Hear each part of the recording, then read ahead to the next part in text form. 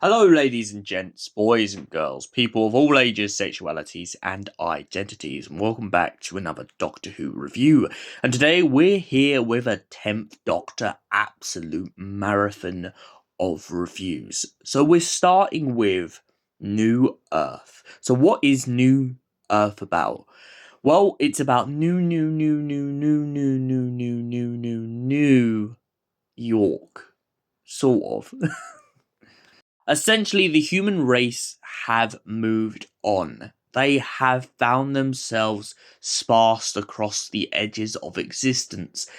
And so, after the events of the end of the world, it turns out that Rose learns that the human race have found a new planet that they have called New Earth. Why? Because it resembles a lot of things that were the prime basis of Earth itself.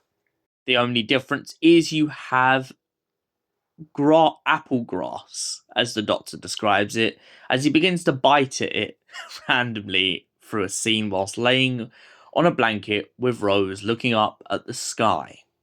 When all of a sudden the pair notice out in the distance a hospital, which they decide they want to go and have a little bit of a nose around. Upon reaching the hospital, the two finally find themselves in trouble, just like always.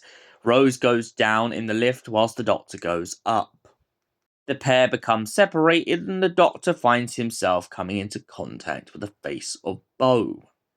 Meanwhile, downstairs, Rose comes into contact with the Lady Cassandra, who decides that she wants to steal Rose Tyler's body, using a kind of body snatcher device, except from this body snatcher device doesn't necessarily cause the user to be switched into the other one's body, but instead makes the two minds trapped together, but one mind begins to speak for the body and the other feels powerless.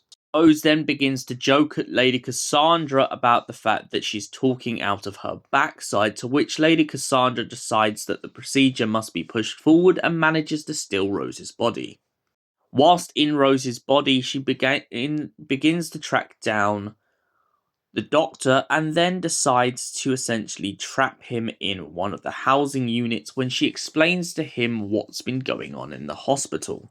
It turns out that the human race has been used as cattle to make miracle cures, trapped in an endless cycle of an infection that will never heal itself.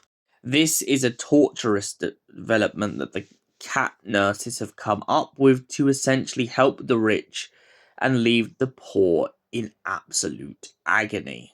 The subjects have been lost for so long in so much pain that they don't even know what the sky feels like anymore. The Doctor manages to break out of his encampment, and the pair of him and Rose/Cassandra decide to flee upstairs and come up with a kind of vaccine to cure the outbreak. However, a lot of people in the hospital begin to get infected and are killed off before it's too late. The Doctor eventually manages to come up with a cure after a kind of back and forth with Cassandra up and down a ladder, and then sliding down a lift shaft to pretty much get every vaccine they have in the hospital possible to cure the people. After the curing the people, the Doctor then decides to tell Cassandra that she has to go into her manservant's body. Her manservant then knows that he is dying as he is a clone slash halfling, meaning he doesn't have much of a life left. He was grown to serve the Lady Cassandra and nothing more. He goes back in time to see the Lady Cassandra one last time because he thinks that she is so beautiful, even without her being a trampoline. This is the final and only act of Lady Cassandra's life, is seeing herself back in the day before all of the surgery and realizing that she didn't need it after all. So, New Earth. What do I give this story out of 10? Well, I do like this story. It's a great introduction to the cat ladies and a lot of other things. And I also like that we get this mysterious vibe from the face of Bo throughout the whole story.